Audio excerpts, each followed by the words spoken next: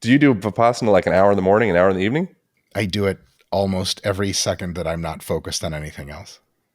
Oh, It's my cool. default state. Wow. So you're playing. So are you playing with in Vipassana as you go through? Like I did the 10-day retreat. We could just make this a podcast and be going. Sure. So in the 10-day retreat, because one of the things I was interested in talking to you was about the potential value of visualization, and particularly visualization tying into like neuromuscular activation. Okay. And that's been done along. There's been research around like thumb strength and wrist strength and things of the sort. So Mm-hmm. actually, just visualizing the action kind of Mm-hmm. starts to activate that Mm-hmm. from a neurological perspective, which is Mm-hmm. interesting. Sure, So you can kind sure. of train all the time. Is that something that? So tell me what you do with your Vipassana experience Yeah, throughout the so day. Vipassana is only ever one thing as far as I know, and that is you watch the breath, and that's it. So in the retreat with Gwenka, so the baseline. Are you familiar with Gwenka? He's like the guy that kind of created the main. Is Vipassana and Vipassana? It's the same thing, right? I assume so. Vipass. All It's right. So the original meditative tradition that Buddha so practiced, as far as I know. okay, interesting. Well, Anapanasati would be the literal like following the breath, like that style Mm-hmm. of meditation. Vipassana, which was popularized by a guy called I think C.S. Gwenka or Gwenka. You go in, do a 10-day retreat. They teach you how to do Vipassana, and it starts off for the first like 3 days. All you do is follow the breath. That's the only thing. So you're just doing Anapanasati, Mm-hmm. which is just a Sanskrit word for being following the breath, Mm-hmm. and then it transitions into this experience where you're actually visualizing your kinesthetic experience in all the different parts of your Oh body. yeah, no, I don't do any of that stuff. Okay, so that's like Vipassana extended version. I As see. you go through and you can start to Yeah, experience the entirety of your body, and then you can start to interesting, go in and do like visceral tissue, and it's a whole thing. interesting. Yeah, So, I have a lot to say about that. yeah. But one thing I'll say is my meditative practice is more mind focused than body focused by a significant extent. Mm. So my breath practice takes me to mental worlds instead of examining the sensory perception of my physical world. Mm. And it's my meditative practice has almost nothing to do with physical fitness at all. Mm-hmm. It's exclusively mental, pretty much. So Mm. I have heard of people sort of examining their bodies and stuff like that. To be honest, I think a lot of that is pretend, but that gets into significantly deeper conversations about. Yeah. What do you mean? What do you mean pretend? Like they're just delusional? You can't actually feel most of your organs. They're not wired for you to feel them. Mm. And if you connect with certain organs or certain functions of yourself, like people will connect with their digestive process, that I think in most cases is them creating a mental construct subconsciously called my digestion. And then they interact with that mental construct with other mental constructs. And because that construct is, well, imagined in the literal sense, it's illusory. And you then can become attached to it and think, okay, this is my digestion happening. I perceive it. But in reality, you're not perceiving it. You are manufacturing it. And so it's another layer of illusion as far as I can tell. Mm. And so what I prefer to do is to observe experience. The breath is not the only way, but a great way to center that experience because it's autonomic and it just keeps going. So it's the like if your breath stops, you're dead anyway. So no worries. So if your Yeah. breath keeps going, it's a truly deep external marker that you also can't attach to because your breath goes up and it goes down. There's actually nothing to attach to there. But by the breath being a constant reference frame you can bring yourself back into, a lot of the constructs around the rest of your mental framework start to fall off. They just sort of quiet down. And then I think you've done a lot of reading on this. So maybe you've read about the Great Silence. Have you ever heard about the Great Silence? No, what's up? It's seemingly one step removed from nirvana. It's one step before nirvana. But if you sit in practice for long enough and become at peace enough, you're left in a place with no thought. Hmm. and just raw experience of the now. That is the great silence, because holy shit, is there just nothing there? It's Yeah. insanely profound. When I'm in my meditative practice, in the best situations possible, that's where I end up. Hmm. That's the only place. And I don't want to say I want to go, because here's the trick. If you want to go to the great silence, you're attached to the idea of the great silence, and then you focus on the idea. But it's not an idea, it's an experience. So you have to practice going into meditative states, not wanting anything out of them. You just there and you just examine the breath. And if you sit with your breathing long enough, all of that other stuff is shown to you at some point in most cases. Hmm. So Yeah. Yeah. That's beautiful. I don't know if that Yeah. makes any Like a, fucking sense at all. I'm just on a lot of drugs right no, now, that's a so who real, knows what I'm saying. that's, I'm kidding. that's real. That's a real thing. Yeah. Yeah. Like maybe like a temporary kind of like samadhi type state. Oh, I they got a think name for it. we All right. yeah, yeah. I mean, we live in a world in, you know, this modern place that we live in, which, you know, lovely place, has its benefits and detriments, but it's largely reductionist, you know, like deductive reasoning, rational, scientific world that kind of has taken a lot of the momentum of, you know, within the zeitgeist, the way that we think, the way that we feel, and the way that we perceive. And underneath that, you know, we come from a very mystical, you know, a lot of mystical traditions and a lot of, you know, deeper relationship with nature and weather and things of the sort. But we live in a world where it's kind of like we only trust what, you know, that which can be quantified, Mm. which I think is, you know, kind of half of the equation. It's like half of the coin, great side of the coin. And then there's the other half, which just kind of gets into some of this stuff. It's more like the invisible world. And The I think it's spiritual world. valuable. Yeah, the spiritual world. Yeah, Sure. yeah, exactly. Yeah, I had a lot of resistance to that. For I was very, I think, like scientifically dogmatic for a good chunk of my life, largely out of um, resistance or fear of not wanting to be like wanting to be taken more seriously, I guess. And so, you know, if anything that I would say, it's like they can be quantified. But Mm-hmm. have you? How's your experience been with kind of navigating that which cannot be quantified, which is probably the bulk of the iceberg of what we're experiencing, compared to that which can be quantified, which is what we, you know, quantify in science, you know, in data, Can you kind of give like me an waiting for the example? data. Yeah, yeah. Can you give me an example of something that can't be quantified? Uh, Everything that you just explained. So like the great quiet, you know, or like the samadhi state, which you could quantify it maybe based off of like EKG or measuring brain waves or something of the sort. But the actual visceral felt experience, or getting into anything really like spiritual, it becomes challenging to kind of wrangle some of that stuff because maybe it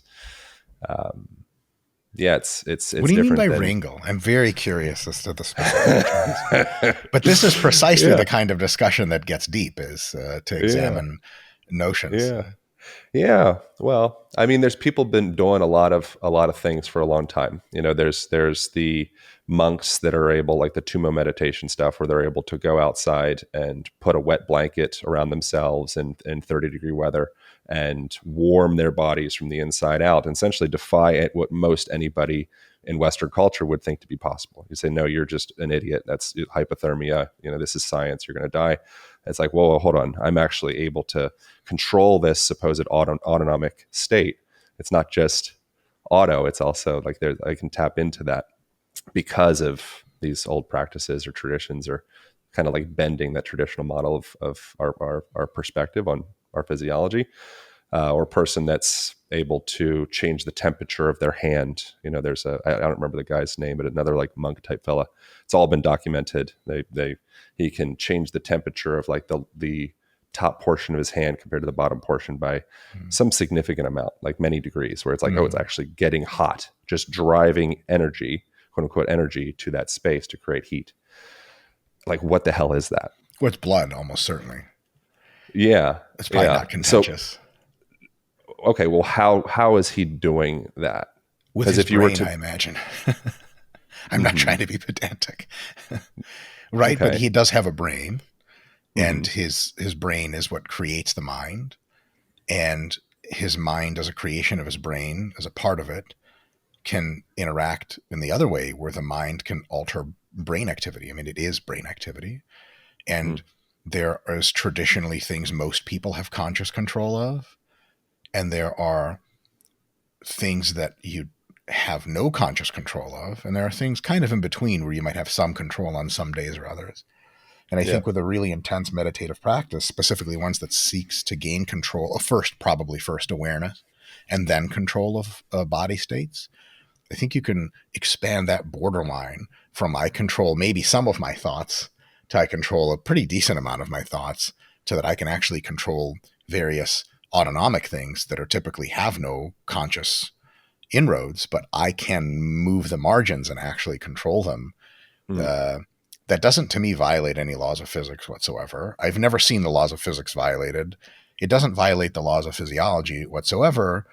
I think the most scientific way you could claim something is that generally autonomic things are not in conscious control, but there are people with enough practice who can get them somewhat into conscious control.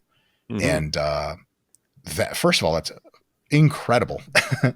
The whole Yeah. idea that there are folks so in control of their faculties that they can heat their body up and not die of cold. Like, you could heat your body up in a bunch of different ways. Like if they scare or excite you enough, your body temperature goes up. But if you can just do that and take away the emotions of fear and excitement and just drive up blood flow and metabolism just through practice, wow. And Yeah. also, it doesn't seem to violate any rules of physiology or neuroanatomy or anything like that. Like, it'd be real curious if you just had no neurons or no blood flow to an area and you can change that area. Like that, I would be very curious about. This Yeah. thing is entirely within the realm of physiology. It's just, I think the problem is that people replace with incredulity, sort of an argument from ignorance situation way before they've thought something through. So they'll be like, well, people being able to heat up their bodies through the autonomic system, that's impossible. And there's not really any textbook that says it's impossible. It just says it's either not been demonstrated or typically does not operate that way. And I think people want to take that next step and go, that's BS. Because a lot of people don't want to contend with the fact that maybe we as humans don't know everything about our bodies yet. And sometimes the body works in ways that are like actually pretty mysterious. They're logical, but we just didn't know that was a possibility. I mean, Yeah. you see a 100-meter sprinter at the Olympic Games run, and you're like, I could have never thought a human being would run that fast.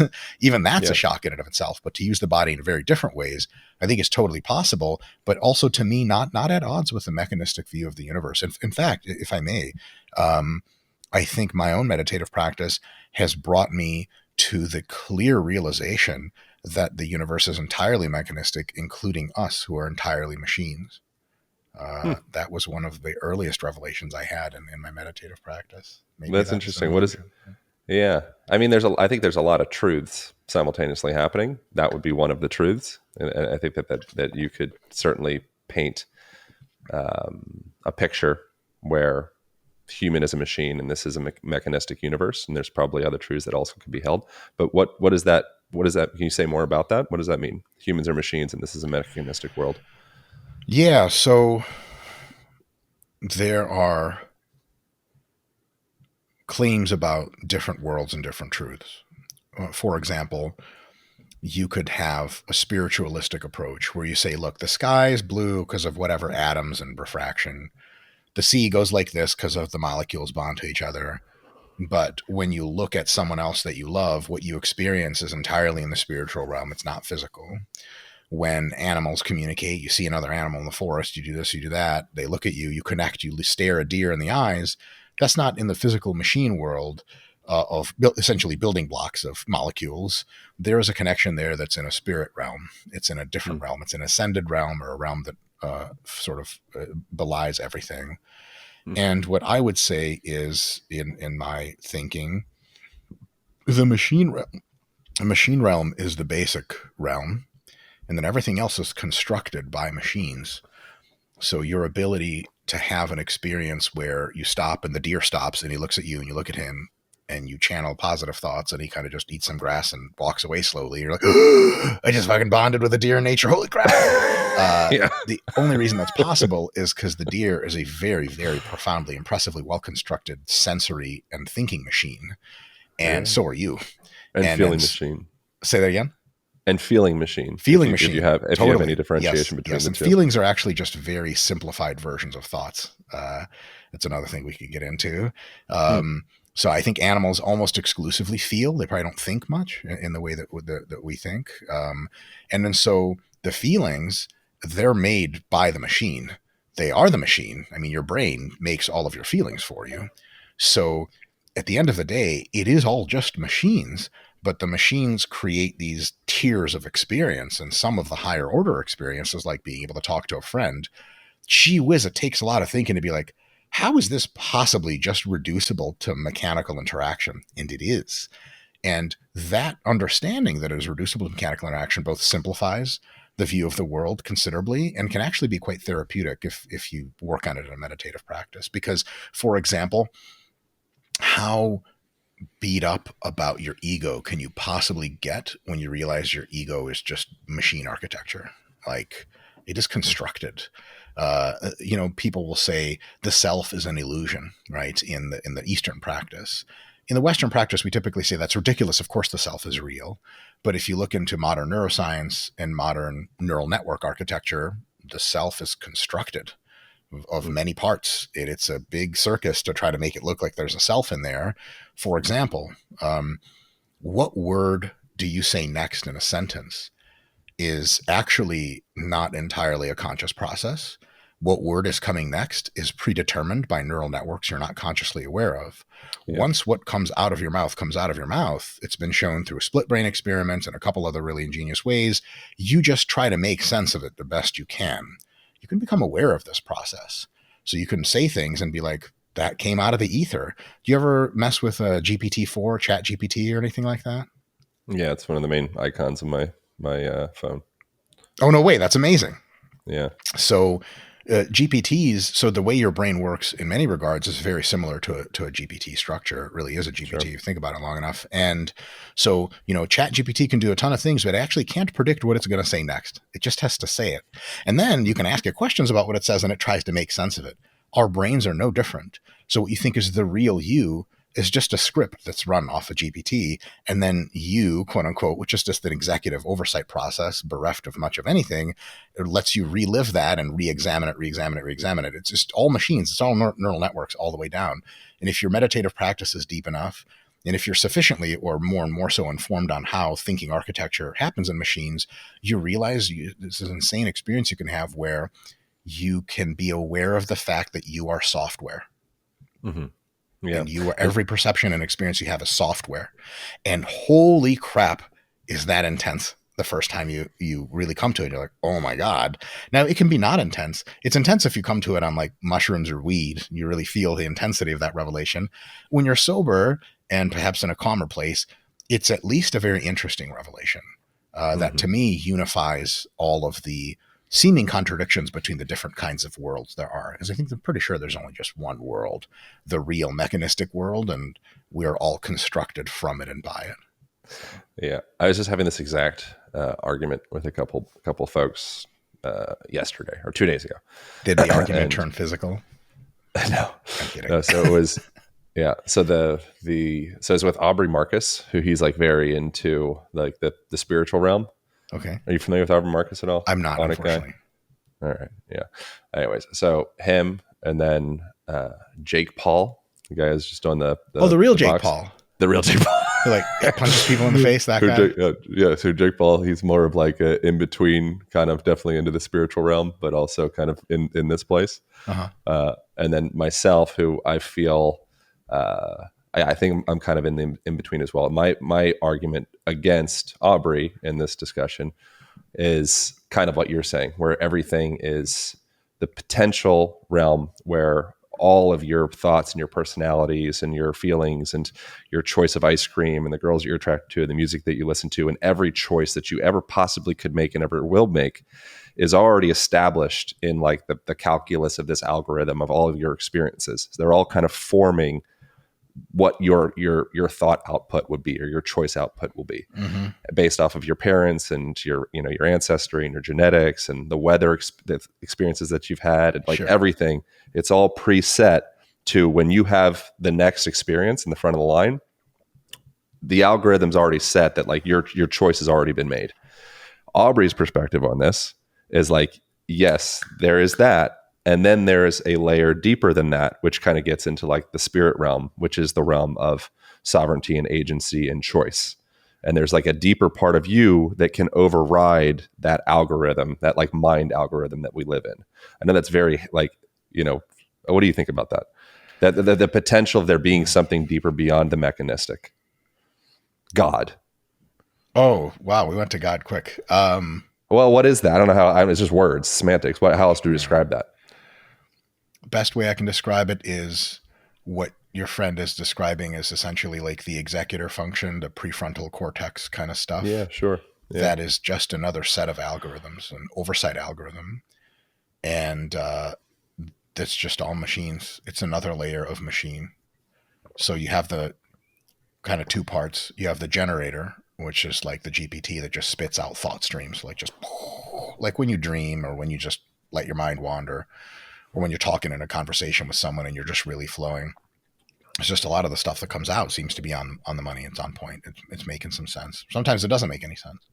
Yeah. Then you have another part, which is the executor, the overseer, which works on consciousness. This is the part where consciousness is generated. There are really only a few things that consciousness is composed of. It's not actually very complicated. One is the ability to have short-term memory, and one is the ability to recognize a concept of self. So all of a sudden, if you don't have short-term memory, you can't possibly be conscious, because conscious of what? You were here a second ago, and there's a different you. You're just live in the universe, no consciousness whatsoever. It's samadhi. Right. Yes. You're in unicity. Yeah. 100%. Like, is a fish conscious? Like, I fucking doubt it. Right. It's all right hemisphere. Right. Yeah. Yeah. And then consciousness, because consciousness allows you to remember past states, and it also allows you to understand that there is a rememberer. The rememberer is labeled. It's like an idea that's generated. Like, there is a me, and then there is memories I've had before. And the words that I wanted to say or did say, I'm going to look at them now and go, next time I'm going to say something different because that was fucking stupid. But that consciousness thing, that oversight, that is an algorithmic mechanical process. I would bet a lot of money. I think that assuming that it is a non-physical process really asks more questions than it answers. It's also needless to assume. There's nothing a human being has ever done which cannot be done with sufficiently powerful software inside of a brain. So when people say, but what about like this? Like, so the classic is like, well, how do you explain love? Like, if I put enough oxytocin into you, you will experience love. If you take enough ecstasy or MDMA, you will experience love, and it will be true and deep. And so all of a sudden we got love reduced to a few series of drugs. That's no longer mysterious. Consciousness is a process by which machines remember their past mental states and have an awareness of self. And that is something that seems tractable computationally. By the way, probably in the next few years, GPTs will become conscious, and it won't be a really crazy thing. It'll just be like, oh, like they remember what they just told you, and they know they told it to you. So there it is, entity. And I think that is, I'm always curious as to when people posit, but that next layer has to be spiritual. I'm always curious as to like, well, what is it that we're trying to explain that requires us to posit a totally different world with totally different rules from the mechanistic world? And the mechanistic world, by the way, is the only one which you've ever actually observed. And if the only thing you've ever actually observed seems to explain everything that you can see, and whatever it doesn't explain isn't because we need to invent a new world to explain it. It's just like, maybe it's too complex. Maybe we should wait. I think people rush to posit entirely different constructs where we just maybe don't know some things. Like, what's beyond the universe? People say God. Like, okay, dope. What? How do you know that? Okay, actually, you just made that up. I got it. But how do you know? Why should it be God? Why isn't it just more universes? Why isn't it a bigger super universe that holds the smaller universe and other stuff in it? So I think a lot of folks who say like, oh, well, there's a physical world and there's a spiritual world. I understand the spiritual world to be constructed by the physical and to have its own cool internal rules, but it still nonetheless lives in the snow globe of the physical. You shake a snow globe, the village shakes, right? There's stuff that happens in the snow globe that doesn't happen outside of it, but everything that happens outside can absolutely affect what's inside. It's constructed by it. So snow globe Your brain's kind of like a snow globe. It's not its own reality. It's part of the grander reality, but it has its own simulator in there, and that's what your brain is a simulator. And that's cool, but it's absolutely all physical. And there's no reason at all, to me, compelling. Maybe you can present it for an argument that we have to reach for something supernatural is probably the best way to say it. It's like the Yeah. spiritual is very real, and it is our emotional life. And our connection to ancestral thoughts that are pre-programmed into our GPT. Like, you might know this, but people who have never seen spiders or snakes because they grow up in cold climates have nightmares of spiders and snakes. How the fuck? Mm. Your DNA coded you to be scared of things shaped like that. Um, and so that is, man, holy crap, that's spiritual stuff. But that's mechanical and it's real and it's neural network architecture. And it's not something that requires us to go, okay, there's the laws of physics and laws of chemistry, laws of computation, but then we need to posit something outside of that. I just never could be Mhm. convinced that we have anything that we've ever seen that needs positing of a special extra thing. Maybe I just haven't seen enough stuff. I generally live in a Yeah. basement, so I've seen very little. Yeah. I'm hearing Yeah, here we are. Yeah, I don't disagree with any of that. I feel like the mechanistic view on the world is a perfectly fine kind of like epistemological lens, vehicle to travel the world with. Um, where I think there can be potential danger for a person that exclusively lives in that vehicle is, in my experience, I went through this is just N of one anecdotal, just my experience as a teenager. I started getting into psychedelics and was going through a lot of like stuff. My dad got into drugs. Psychedelics, I think, were like net positive for me, but my dad was getting into drugs. He went to jail. It was a whole thing, and there's a lot of like instability in my home, and a lot of reasons to disassociate. And a part of that disassociation. Now my dad's done really great relationship, all the things, but the reason I share that is I took on that lens, like almost identical, where I saw love and laughter and sadness as just this neurochemical cascade, and it was just hormones and it was just science. So I was just living in science. And my experience within that was it became a bit nihilistic and like quite disassociated. They may have not been actually associated, the fact that I had that lens and simultaneously I was going through like some home kind of instability. But what that translated to me with that mechanistic, overly reductionist mechanistic lens on the world was, what the fuck is the point of living in this simulation? I'm already outsmarted it, and what's the point of even running through the just running through this course? What And do so you I mean was suicidal. outsmarted it? I felt like I already conceptualized what love is. I like scientifically deduced what love is and what laughter is and what like human emotion is.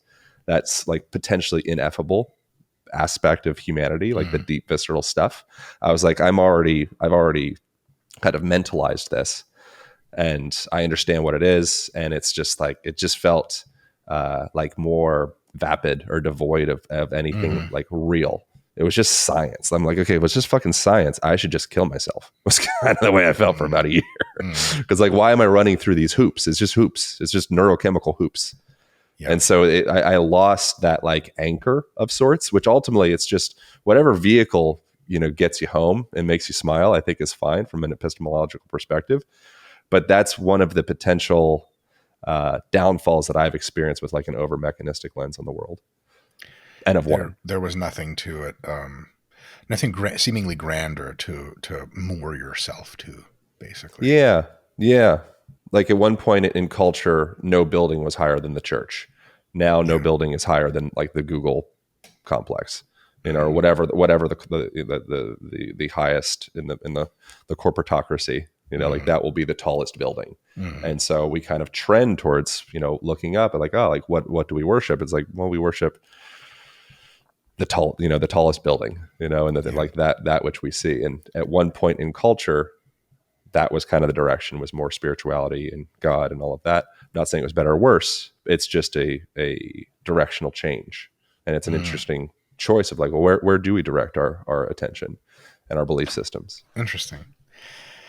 I stuck on that path of it's all just science for some time.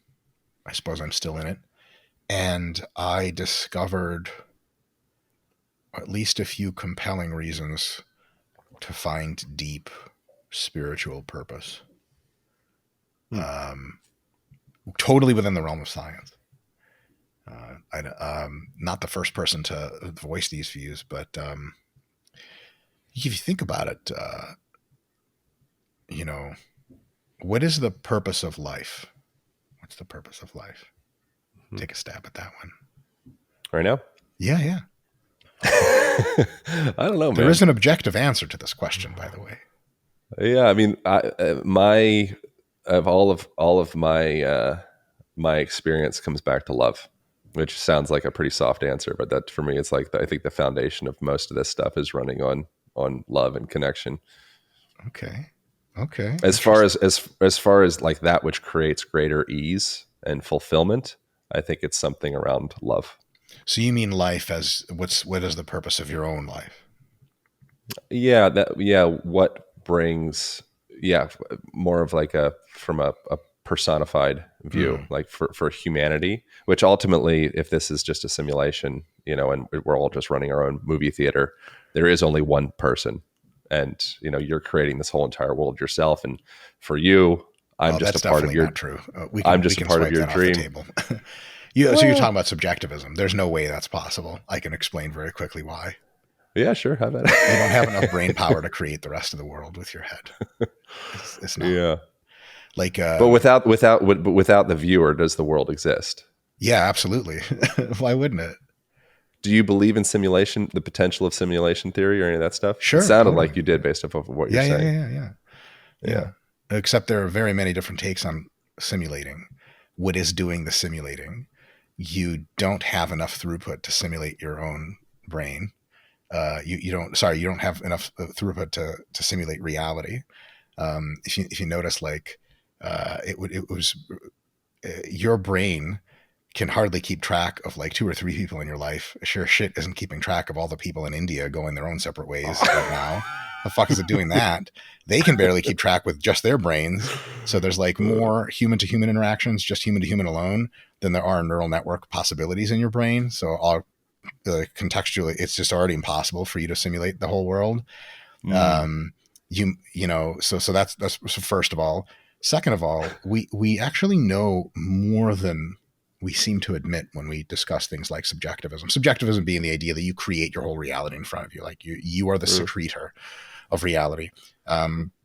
We know a couple things about you that make that less likely than just 50-50 chance. One of the things we know about you is you're Homo sapien. You're descended from 2 other Homo sapiens, who are descended from other Homo sapiens, who are descended from common ancestor and mammals and all that other shit beforehand. So you are a survival machine for your DNA. We know that because all life is a survival machine for its DNA. And you are a survival machine that has been architected by evolution to be a pretty good observer and rationalizer. So you observe the world around you, you reason some, have a simulation inside your head. That's what thinking is. And you are predictive model. You essentially go, okay, think that monkey that's baring his teeth at me is going to fucking rip my nuts off soon. So I'm going to run because that's bad news. And that prediction keeps you alive.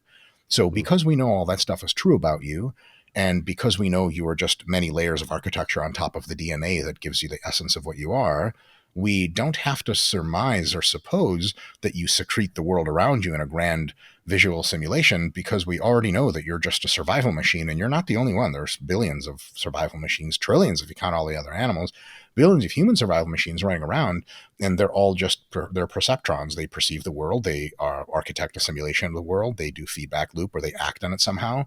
And so you're not remotely special in that regard. You're special in the way you do it and the particular arrangement of molecules in you. But to suppose that you secreted the world is, first of all, insanely egocentric. Now, I'm not saying that it is for you. Just anyone who takes a subjectivist view is like, really, Rhonda Carlson, age 13 and having a bad day in middle school, read about subjectivism, and now she's just projecting the world. So first of all, that's one of the reasons it's absurd. Here's another one. Whatever was the world doing before you were born? So, for example, if our fictional character Rhonda, who's having a bad day in middle school and reads about subjectivism, is like, oh my God, I'm in a dream. I'm projecting all this. Okay. So you're 13. That means in the year 2010, In 2009, nothing existed. And hold on a sec. I'm older than that. Bitch, I was around back then. You weren't.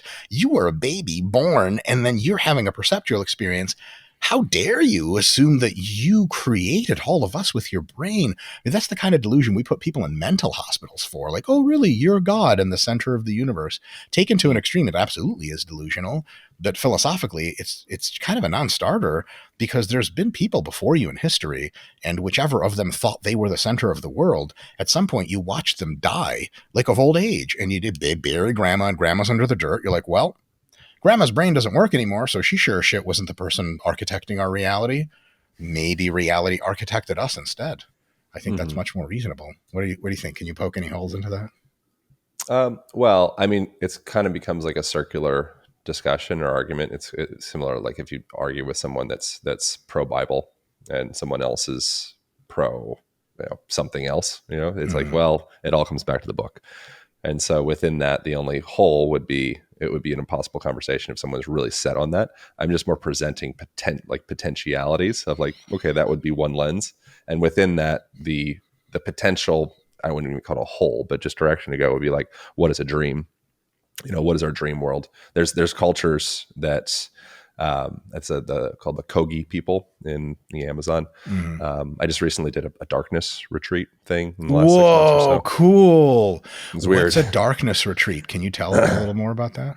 Yeah. You sit in a dark room for anywhere. I did 4 days and 5 nights, so it was with no light during that entire time. Zero. The whole time, no breaks. No breaks. You have no idea what time it is. Well, there's a guy. I did a podcast with a guy called Scott.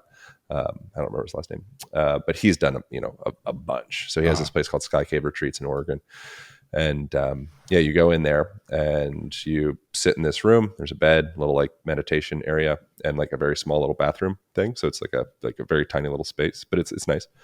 It doesn't need to be nice, but it's it's like a little cabin underground. Right. Yeah. And they bring you food once a day, and then they bring you like all of the food for the day. So it's like kind of 3-ish meals. They come in with little Tupperware things, and you just sit with yourself in darkness for anywhere from 3 days to much longer than that. And the original tradition of this comes from my understanding, from this tribe called the Kogi people, and they pick specific children from their tribe that are kind of like, these are like the chosen shamans, and shamans in training. Yeah, so they're going to live in more in like the dark realm, and for I think it's up until age, I don't remember what age it is, 8, 9, 10, something like that. They during the day they are only exposed to darkness, and I believe they're like able to have access to like moonlight or something like that. And it's like a removal from this world that we kind of normalize, and it's just about the introspective world, and just about like a lot of emphasis on the dream world and like this whole other plane of reality. And that was unnecessary. I'm just suggesting like there are people on this planet that are very interested in the dream world, and our perspective on the dream world is kind of like, we just don't know what the fuck it is. It's very confusing. It's interesting. We have different shots at what it is. It's like your subconscious playing itself out, like Jungian stuff. But like, definitely, what the hell is a dream? And how do you, if you were trying to nudge against what you were saying, how do you really objectively prove that your waking life is not a dream? It would be very challenging to objectively. Well, we'd have to define dream first, right? Yeah. I think that's the easiest way to do it. Yeah. Honestly, I'm not kidding. So if you define what a dream is, and then we have dream definition, reality definition, and then you ask to prove why one is not the other, now it's just pretty tractable. A dream is a mental experience animals have when they're asleep. So if you're not asleep, you're not dreaming. But when you're dreaming, you think that you're not asleep. So could there be but you're potential? Wrong, because you're actually asleep. We can show you videographic evidence. You're very confident. Yeah, within your own head, you can be wrong about lucid stuff. Now it's back to the same thing of, is what you experience in your own head more convincing to you than what you know to be true from other integrated experiences, like being able to read books about how the rest of the world looks. And I think that if you start to read enough books about how the rest of the world looks, and you walk around and see some things, you begin to become more confident that when you go to sleep, what you experience in your head is just the stuff in your head, Mm. and the world continues on around you, uh, still doing its thing. It doesn't go on pause, you know? So like, Yeah. if you have garbage truck that comes in 4 a.m. and picks up your garbage, if you fall asleep, your garbage is still getting picked up. So now you have to suppose some magical kind of activity. You say, well, actually the world continues on.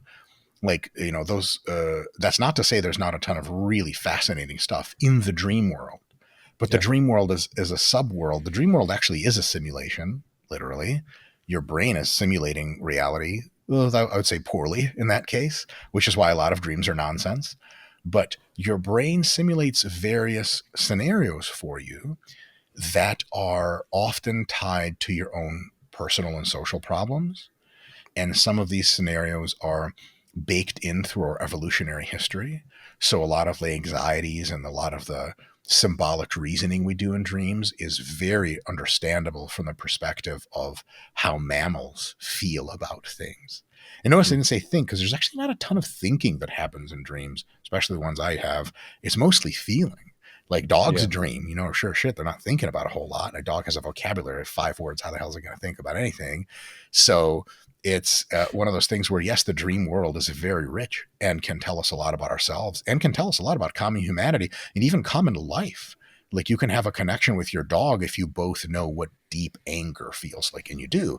Mm-hmm. Fear feels like. When you see a dog scared, you know what it feels like because you felt scared. Same facial expressions, plus or minus, same body positioning. So you're thinking, okay, in that dog's brain, it's experiencing very likely a similar emotion. These are emotions that tie all of us together. There's a hugely rich tapestry there. And I think some of the ancient peoples were very much attentive to, what is that tapestry like? What is it saying? Yeah. And a lot of that's because they were trying to bridge the gap between things that are felt and then actions in the world. And, Mm-hmm. most modern psychotherapists will tell you, like, you got to get to what's in here before you act a lot. And I think a lot of people just skip right to the action.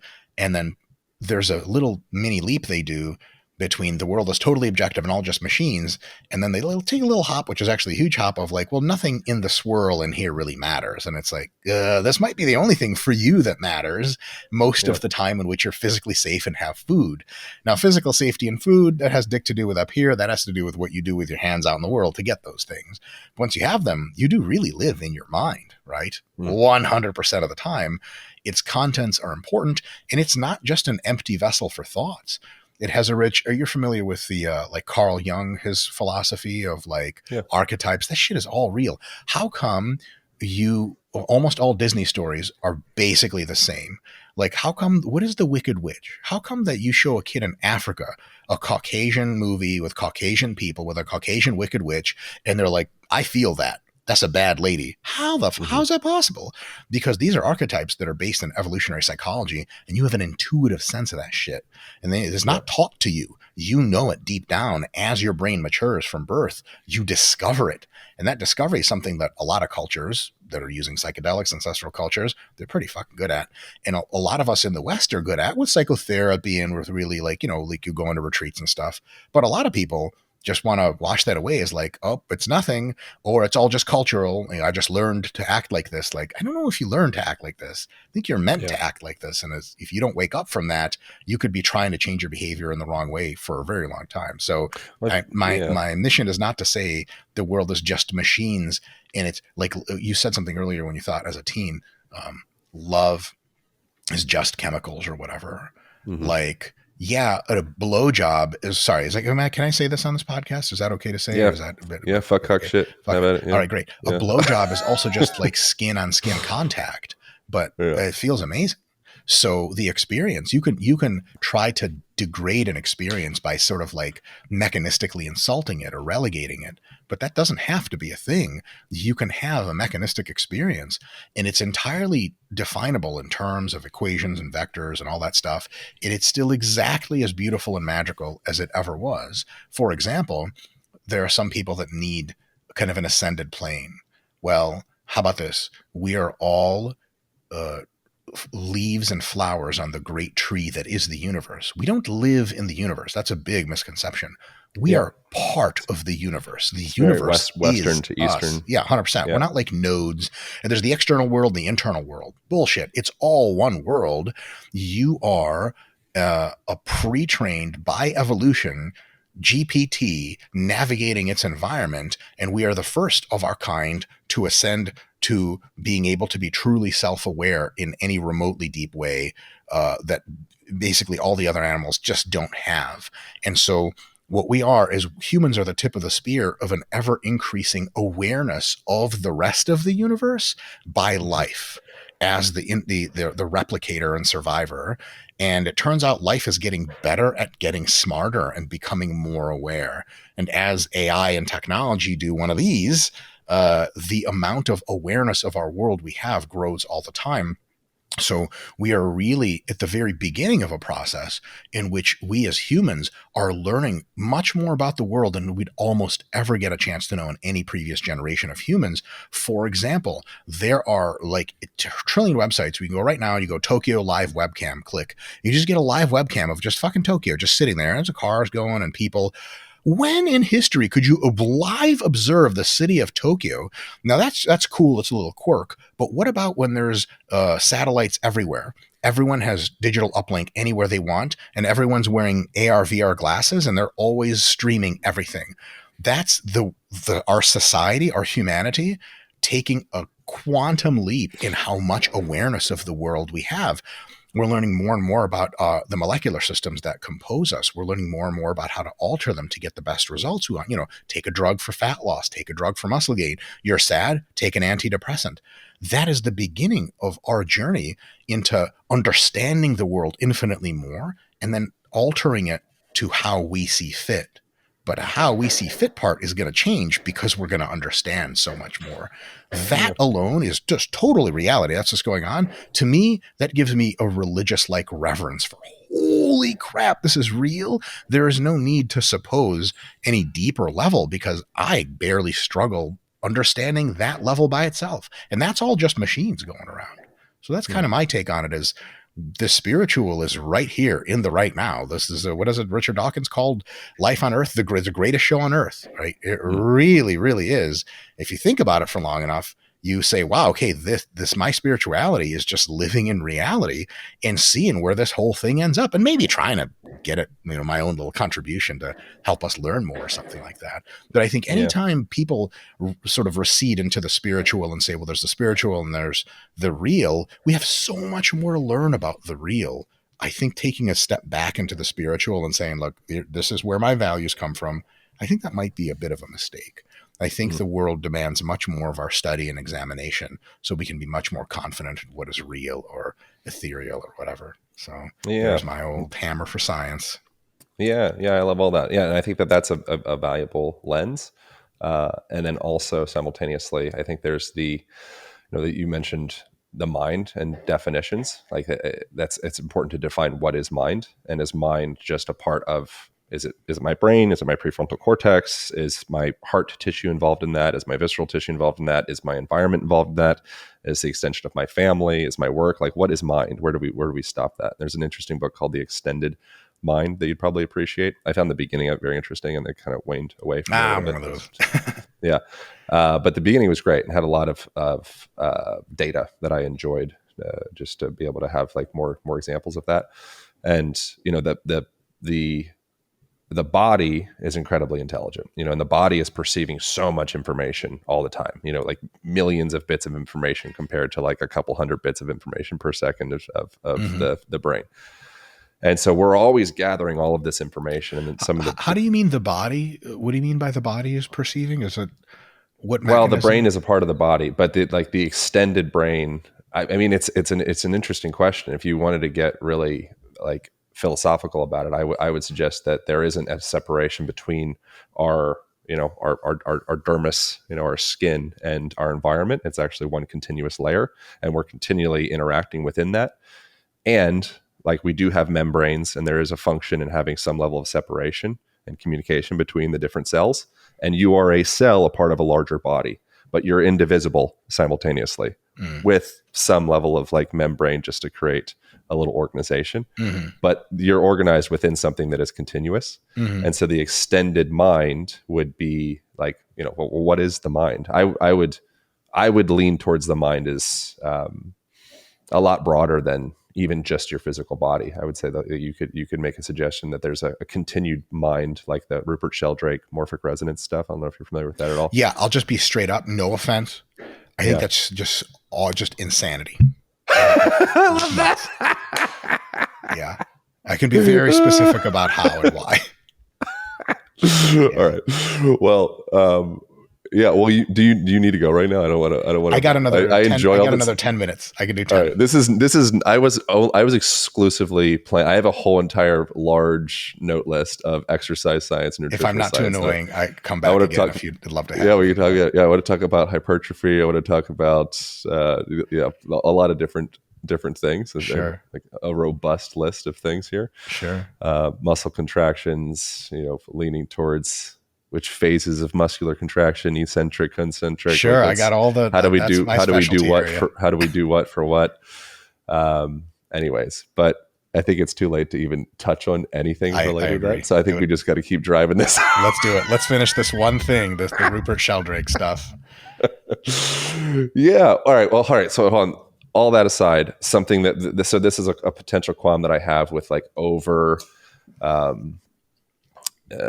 intellectualizing like some of the what the technology that we may have had access to for, I don't know, perhaps millennia or thousands of years previously. It gets a little bit interesting when you're like, well, who created the pyramids? I don't know if you're familiar with any like the specifics of the location of the pyramids and the structure and some of like the really absurd math that goes into the construction of them. It would be like very, very challenging to replicate them with our present technology, and the suggestion that they're just like these archaic beings that are creating these things.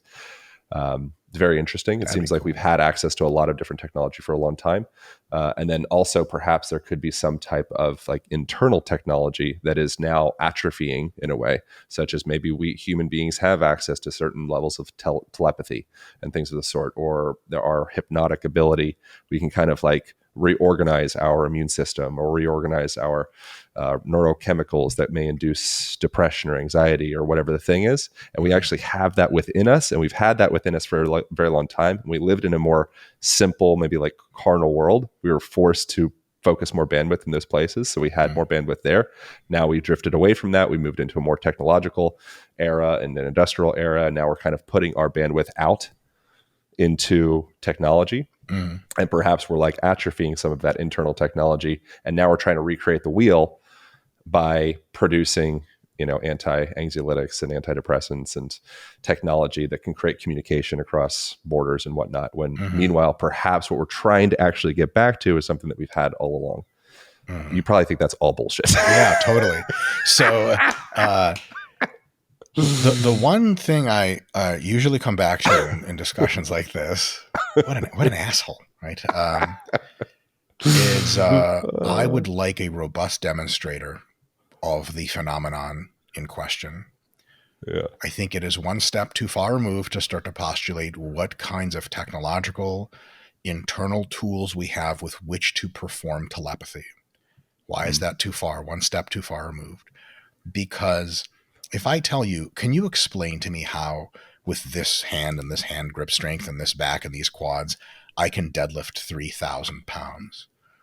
You'd probably be like, let's take a step back and actually get you pulling on 3,000 pounds. When you pick up a 3,000 pound barbell, I will begin to run amok with hypotheses as to how you can do it. But until you can do it, all hypotheticals are not so much wasted cognitive stream, but kind of. It's just pretend. So when people say telepathy, I say, where has there ever been a reliable, robust, replicable demonstration of telepathy? I'll spare you the bad news. The answer is nowhere, ever. No one's ever been able to demonstrate telepathy in any sort of controlled setting, and even in an uncontrolled setting, in a reliable way. That is problem number one. So the supposition that there needs to be something to explain our ability to have telepathy is negated by the fact that the evidence for our telepathy is as close to zero as it gets statistically.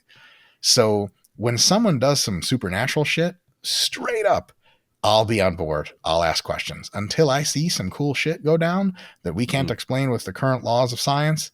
I just think maybe people like to pretend a whole lot, and that like return to nature stuff. That's a thing we see in a lot of different cultures and religions, and the sort of original sin situation, the noble savage myth.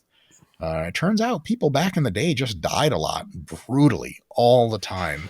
And while they were internally stronger than us in certainly some ways, I don't think they were able to re-architect their entire immune situation. Let's just bring up a really morose example that's oddly, it's just even a little bit politically incorrect, but why not? The Native American peoples are revered for their internal traditions and their wisdom. What happened when smallpox came? It buried them by the millions. Where were the people who could re-architect their nervous systems and immune systems? They weren't.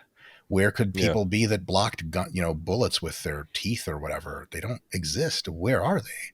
So anytime people posit that there is a requisite for the mystical, my question is, where is the mystical? I've never seen anything truly supernatural in my entire life. Boy, did I look for a real long time. Ghost videos on the Discovery Channel growing up as a kid. There's just no videos of any ghosts. Now we're starting to maybe see some cool shit with aliens, where like some of the craft reported by, again, multi-sensor confirmed from the United States Navy. Okay, that's something serious to talk about. But like I saw a flying saucer, right on. Also, people make up a ton of stuff. We used to think as people that there were dragons and stuff. There were, to be clear, zero dragons ever, as far as we can tell. So, it's dope to think of stuff like that. And I absolutely know where dragons come from in our imagination. They come from our genetically implanted memories experiencing Pleistocene megafauna. I mean, there used to be 12-foot tall carnivorous birds and a 4,000-pound giant sloth. That shit would all kill you and eat you, and it's all literally monsters.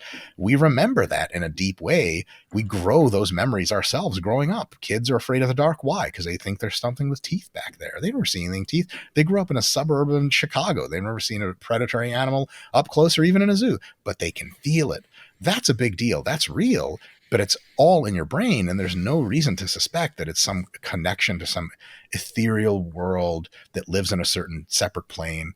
You know what I'm trying to get at? So to me, it's always like, sure. Here's another thing. The pyramids.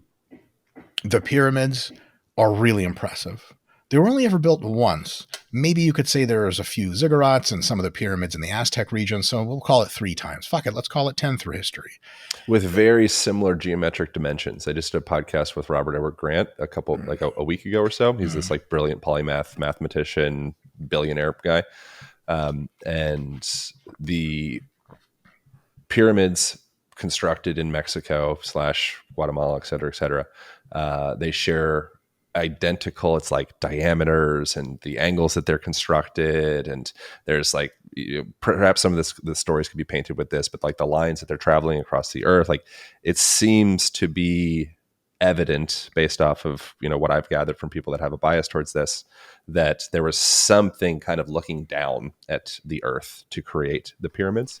To be able to place them in the geographical locations that they are. Yeah, which is interesting. So if you take one side of a sheet and the other side of a sheet, and on one side of the sheet you write differences between pyramid designs between the different kinds of pyramids. Yeah, and the other side of the sheet you write commonalities. You will get probably like several orders of magnitude more difference than you will commonalities. And our human bias and thinking is designed to pick up on commonalities. We are difference detectors. We are pattern recognizers. And so it's real easy to get caught up in thinking, okay, this is just too much to happen by chance. How do you know that? What is the base rate of chance? There are many instances where chance produce completely insane results. Just run the experiment enough and really wacky shit happens. So to me, first of all, that probably explains almost all the variance and how cool the pyramids are. Second of all, the pyramids are in many ways lacking one very special thing, and here it is. Any real impressive indicator of a level of technology that the people at the time did not possess. For example, pretty much all of the blocks used to build the Egyptian pyramids are just fucking blocks of just fucking concrete or whatever the fuck they were, sandstone, all the way through, right? Just solid. it would be really impressive if many or some of the blocks were insanely architected internally, like a 3D printer would make, and have these little holes and cubbies. Like if you look at a microchip or a cell phone, we take like look at the iPhone for a second. I mean, the intricacy of its internal, it's not just a block, right? It looks like a block, but the intricacy of its internal design is fucking next level. I mean, there's like unreal orders of magnitude of complexity here. Nothing like an iPhone was ever built by the Egyptians or the Aztec. They built simple geometrical shapes, arranged quite interestingly and impressively, I might add, but they never had a technology that, or remnants of something that was like, okay, this is like 1,000 years in the future type shit. Or in the case of the pyramids of Egypt, 5,000 or something like that, several thousand years in the future. That we've never seen. Well, obviously we're getting to the ancient aliens hypothesis, which is great to talk about on any podcast, of course. But, Sure. what else we got? That's my next question about the pyramids and stuff. We got some commonalities that are quite interesting. The lines of the earth, the angles and stuff like that. That's cool. That really tickles the imagination. Do we have anything? Let me give you an interesting analogy. You like a girl a lot, and let's say you're in middle school. You don't know if she likes you or not. Like, remember that one time where she picked up her pencil and she looked at you and she kind of smiled? Fucking, that was it, right? She's fucking in love with me. I knew it. Whatever, hold on a second. People just look up and smile at people sometimes. That happens all the time, every day. And if you wanted convincing evidence of her liking you, you'd be like, okay, so let's say you get a handwritten note. But your friends could have written it to fuck with you, right? So even that might not do. If you get her to say in front of you, like, look, Jim, I really, really do like you. Wait, now we're starting on something. So when people say, look, we have to re-architect our whole vision of history and the world and posit ancient aliens, I needed something a little bit more impressive than a fucking pyramid made of just like rocks that point at a fucking star. Like, dope. You guys made a non-functioning observatory. Amazing. So there are examples of things like, so one, I was just in Egypt 4 months ago or something. And during that time, some of the, so I was like enamored by some of this while I was there, also trying to maintain a skeptical perspective simultaneously. But there is you can look up some of the pottery that they created, which is made out of really dense fucking stone. And it is constructed such that it's like, it opens up at the bottom and then it gets narrow at the top. And then it kind of opens up into a lid and it's completely hollowed out. And we don't know how we could actually do that. Like we would actually have the technology to be able to do that today. And so the suggestion is like, maybe you had like a little, look. Of course we have the technology to do that today. Like that's how a ton of pots are. Wait, I must be misunderstanding something.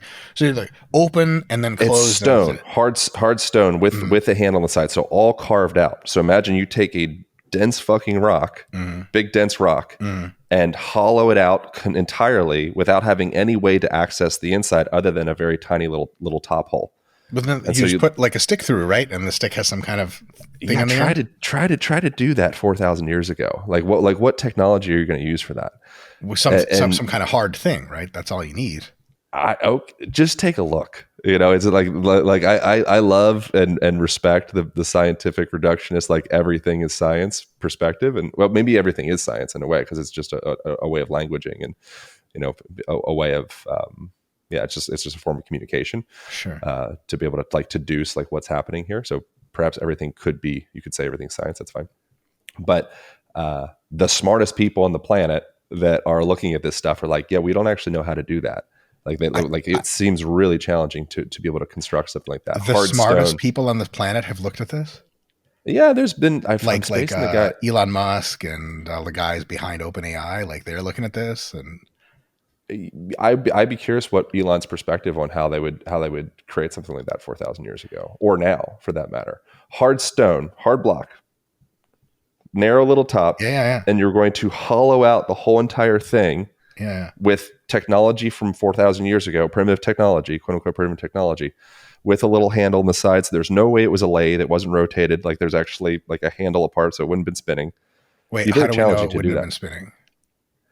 Because there's a handle sticking out from the side. Why can't you put the handle on top afterwards? Because it's made out of stone. It's connected. Okay. Everything's integrated. There's no like gluing that happened with it. Why does the handle mean that it can't be spun? What's the handle would break off? Handle would break off if it's spinning. Why? Is it dependent on a certain velocity or? Yeah, maybe. Yeah, maybe there's some way to set it up so it's so that that would happen. Yeah, maybe Listen, there's some way for that. I Just hear from all what. that. It's impressive, and it could be like a real, like really straining. There are two options there that we can conclude. One is, look, we're not going to jettison our entire view of the naturalistic world yet. And we're going to think maybe there's probably a way that humans actually made that with a past tech. But we just don't know it. The Yeah. other idea is what exactly? That people had an ancient technology. Maybe some of their technologies were lost to time. That could have been a thing. You know, not everything fossilizes, not everything is preserved. So maybe they had some cool bendy rods that we just don't have access to in the archaeological evidence. But to suppose it's always the folks that are in the mysticism, they have that next level supposition that they're already ready to conclude, and it's aliens or God or some crazy shit that I just think we would need a whole lot more evidence for than this kind of thing. Well, and then simultaneously for the people that are coming for more from like the hyper reductionist side, they're only available for that lens. I think there's like a middle ground somewhere where it's like, fuck, maybe aliens are real. And then suddenly you're like, oh, well, actually seems like CIA has been privy to that for a very long time. Interesting that because you would be a total asshole to be a person that's like open to that. And then suddenly it's like, okay, maybe there's some spiritual stuff. Maybe the concept of, um, your spirit, whatever that is, however one describes that, is able to travel on, and maybe it's able to maintain. Maybe there's multiple planes of reality or multiple dimensions of reality. Maybe this is just one dimension that we're on right now. I'm not smart enough to be able to express this stuff in a way that I think would be really that convincing. But I think there is an in between space where it's like perhaps there's a balance between maybe there is some supernatural potentialities, and maybe there's also some non-supernatural potentialities, but perhaps it's like there's like an in-between liminal space there where we can meet in the middle. Not you and I, because I don't think I identify with one side. I'm more Sure. of like I try to You're an maintain explorer. centrism. Yeah, yeah. Yes, I'm like willing to go out like fuck, like yeah, all Totally. At the right, end of the day, let's we all are, see. if we're honest. You know? I'm certainly not 100% convinced that the world is mechanistic. It's just my default, very high probability state. And Yeah. my gigantic lifelong disappointment with the supernatural is that the supernatural always and everywhere fails to show up. Mm. Like there's legitimately close to supernatural stuff happening at the quantum level. Like quantum teleportation is real. It's fucking actually real. The Mm. quantum world does things that we thought were completely impossible, but it actually Sure. does them reliably, very reliably, so reliably that it's never done anything else. Okay, great. That I will take stock. Like you shoot a particle at one thing and it appears on the other side of the wall. That's not Mm. magic. That's real. But when Yeah. people are like, oh, like I have like telepathy with my friend. You're like, okay, sweet. Like tell your friend a word in your head right now. And I'm going to ask him what you said. Well, it Yeah. doesn't work like that. Like, okay, so Yeah. it doesn't work. You know what I mean? Yeah. Like I need some, God, I would love for the supernatural to be real. I would love Yeah. that. I'm super into fantasy and all that stuff. It just always lets me down. Yeah. All right. Well, you got to go. The other thing I was looking up as you were talking was there's some stone cuttings in Bolivia that are quite popular in this realm as well. It's like we don't know how they did that, and it was from a few thousand years ago. I think it's the one I looked up. This might not be the one I was thinking about, but it's called Puma Punku, and That's it's sweet. like very yeah, it's like very clearly seems to be only the only way these stones could be cut this way would be with a laser based off of what our perception is like the only way we could figure that out, Mhm. and just the how fine it is done. It's like you would have to use a laser for that. We couldn't figure out how to do that with some type of more primitive, quote unquote, primitive technology. Also some of the stuff in Egypt, there's some of like the more impressive things is very small beads that are cut out of stone and like very long and narrow, and to be able to create that cut out with that stone without cracking it would be very, very challenging to practically impossible based off of like what we know, unless we had some type of laser device going through there or some other technology we're not familiar with. I just think there's a lot of weird shit, and I really value and appreciate and respect your very anchored in that which can be explained, which explain means to flatten out. It's like the Latin derivative of that. Mm-hmm. And maintaining that, I think, is a very powerful perspective as well. And And I potentially enjoy, quite ignorant. yeah, I mean, it could Yeah, be, both can be. totally. That's the thing. It's Yeah. like both lanes can be. If we get too stuck in one place, I think that potentially leads to maybe a little bit of like limitation, but maybe not. I don't know, but No, I enjoy definitely. getting to have the debate. And I really appreciate you leaning on that position because it makes it much more interesting for discussion, and For sure. it's cool. Yeah, I Dude, thank you appreciate so it. much for having me on. Maybe next time Yeah, we'll it's talk about fun. actually things people care about. Bro, I have so much shit that I am excited to talk about. I've been researching the last week of just all the things that I'm Oh, like, man, man. like I want to go in on this. All right. But yeah, nutritional science, exercise science would be the direction next time if you're Yes. up and doing that. I swear I won't say spirit, God, or breath work once. Just get right back into the same place. Wouldn't that be a disaster? Like your followers, like, all right, so seriously, I'm just unfollowing you at this Seriously. point. If you hit me up on Instagram, and Yeah. we will make a 90-minute time slot where we will exclusively talk about bro stuff. Good. I like that. I'm a big fan. So for before that, do you have any apps or anything around like spirituality or breath work or something? No, not quite. I hear the Waking Up app by Sam Harris is quite good. Okay. Maybe folks could try that. But where can people go to get more of your Rosenberg stuff? is the author's name. I forgot what his first name is. Breath by Breath, I believe, is the book. If anyone's interested in meditations, Eastern practice, it's really good. Yeah. And then can you please share the stuff that you offer? Because I think that what you offer outside of this conversation also is incredibly valuable. So you have, what is the app called? Oh, the RP hypertrophy app. Yeah. If you want to get jacked, then you can download that. For getting jacked. Well. But I'm sure we'll get into that. All science-based. Very science-based. No spirituality at all. Actually. Nothing metaphysical. No ghosts in our app. Not a single ghost. And what is your Instagram handle or social media? Dr. Mike Israetel. DrMikeIsraetel. All right. Thank you, brother. I appreciate you. Thank you all for listening. Thanks so much. That's all. See you next week. Hope you guys enjoyed that conversation. Once again, tune into the Align Podcast YouTube page. Subscribe over there so you can see the video for this and the instructional content that we deliver there each week. Also tune in for the following part 2 and part 3 that will be coming up on this. And also I'd recommend listening to the Joel Seedman, Zach Tellender, the great squatting debate. That would be an excellent episode to listen to get a very different perspective on training from Dr. Mike, and also very entertaining as well. All right, that's it. That's all. I'll see you guys next week.